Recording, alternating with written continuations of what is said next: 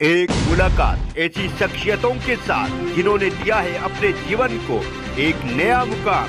रूबरू कराएंगे ऐसी कुछ हस्तियों के साथ एक खास शख्सियत के साथ मुलाकात जयदेव पटेल के साथ नंबर 1 इंडिया न्यूज पर। नमस्कार व्यूअर्स, मैं जयदेव पटेल और आप देख रहे हैं नंबर 1 इंडिया न्यूज। आपका एक बार फिर स्वागत है एक खास शख्सियत के साथ मुलाकात प्रोग्राम में। आज हम बात करेंगे ईरान और इजराइल के बीच जो दिल्ली से चलने वाली तमाम फ्लाइट्स हैं वो सारी कैंसिल कर दी गई है, और जो कुछ फ्लाइट्स पेंडेंसी में है जो चल रही हैं उनका किराया बहुत ज़्यादा महंगा है। ये सब इस वजह से क्योंकि ईरान और इजराइल के बीच जो युद्ध चल रहा है, जिसके कारण कहीं ना कहीं अब यात्रियों को बहुत ज़्यादा मुसीबतों का सामना करना पड़ रहा है। और इसी के साथ साथ जो एक एविएशन जो है सेक्टर वो कितना प्रभावित हुआ है इन युद्ध की वजह से, इन्हें तामुद्र बात करने के लिए हमारे साथ खास सामान है travel agents federation of India के वाइस प्रेसिडेंट अनिल कलसी। अनिल जी, आपको बहुत बहुत स्वागत है आज हमारे प्रोग्राम में। नमस्कार जी अनिल जी, आपसे मेरा पहला सवाल है कि ईरान इजराइल युद्ध की वजह से जो फ्लाइट का जो टैरिफ है उसमें कितना इजाफा हुआ है और इसके पीछे क्या वजह आप देखते हैं? सबसे ज्यादा इम्पैक्ट तो नॉर्मल पब्लिक पे ही होता है, जो जहाँ फंसा हुआ है उसने अपने घर पहुंचना है, चाहे वो वहां के लोग हो या यहाँ के। वॉर सिचुएशन में डायरेक्ट फ्लाइट सबसे पहले कैंसिल होती हैं, तो उसका नतीजा ये होता है कि वाया कनेक्शन में आप किसी रास्ते से भी पहुंच सके, कोई नियर बाय एयरपोर्ट से थर्ड कंट्री के या कोई वाया कनेक्शन लेके। अब जैसे टेल अवीव की फ्लाइट्स जो एल आल चला रहा है आसपास की कंट्रीज में, वो बिल्कुल सोल्ड आउट है, कंप्यूटर पे नजर ही नहीं आती। कोई एक आध सीट कहीं से निकल आए तो इस लेवल पे आती है which is about 3-4 times 5 times the normal cost of airfare. तो उस वजह से परिवार या किसी ने मूव करना हो तो उसको दिक्कत होती है बहुत ज्यादा। और कल का ही एग्जांपल देख रहे थे कि एमिरेट्स की फ्लाइट है तेहरान दुबई दिल्ली, और एक आध सीट आ रही थी तो वो 1,21,000 में एक सीट मिल रही थी इकोनॉमी क्लास में, जो नॉर्मली 25-30 हजार रुपए की होती है। तो impact is huge in terms of the amount of money people shell in such a situation. जी अनिल जी, अगर हम बात करते हैं ईरान इजराइल जो युद्ध चल रहा है उसकी वजह से कहीं ना कहीं जो एक पूरा जो एक एविएशन जो सेक्टर है वो अब तक कितना प्रभावित हुआ है? तो देखिए, प्रभाव तो सबसे पहले एविएशन पे आता ही है। इंडिया से तो 1% है, वर्ल्ड वाइड बहुत प्रभाव आता है, बिकॉज जितनी वर्ल्ड से जितनी फ्लाइटें उस जगह जा रही होती हैं वो सब बंद हो जाती है। अब समझिए तेहरान और इजराइल के बीच उस एरिया में जितने भी फ्लाइट कनेक्शंस थे, जितनी भी फ्लाइट ऑपरेट कर रही थी अपने अपने हब से, वो सब कैंसल्ड है।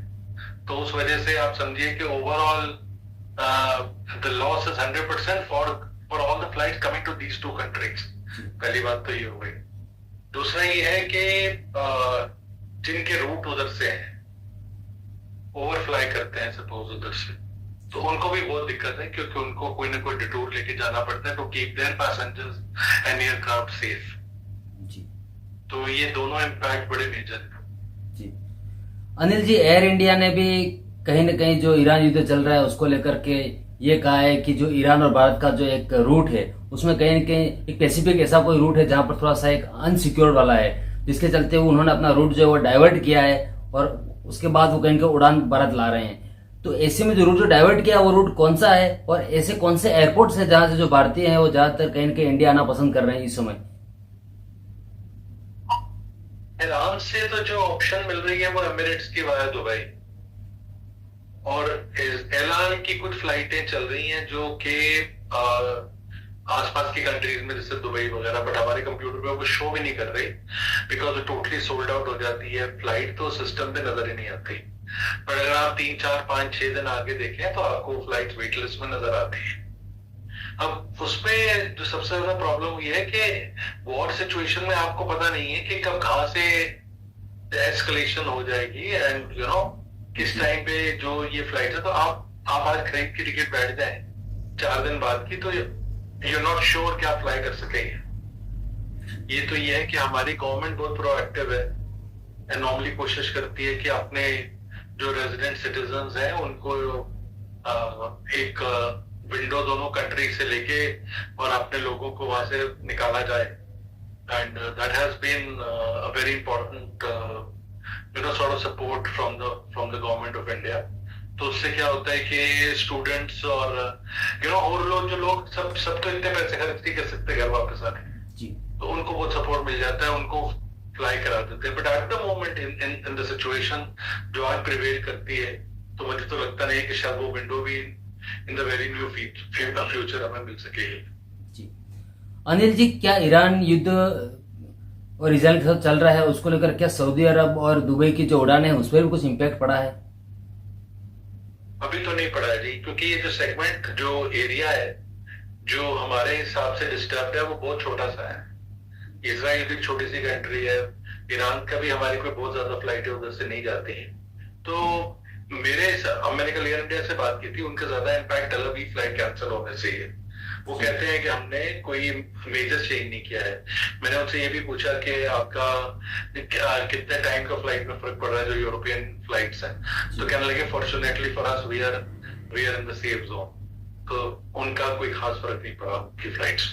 जी अनिल जी, आपसे मेरा एक आखिरी सवाल है कि अगर हम पर्टिकुलर अगर बात करें जो एयर जो स्पेस है उसके लिहाज से, तो क्या आपको लगता है कि ऐसे कौन सा जो मार्ग है या फिर ऐसा कौन सा जो सिचुएशंस है जो कहीं के वॉर जोन का जो इलाका है वहां से कहीं के हवाई यात्रा को प्रभावित करता है?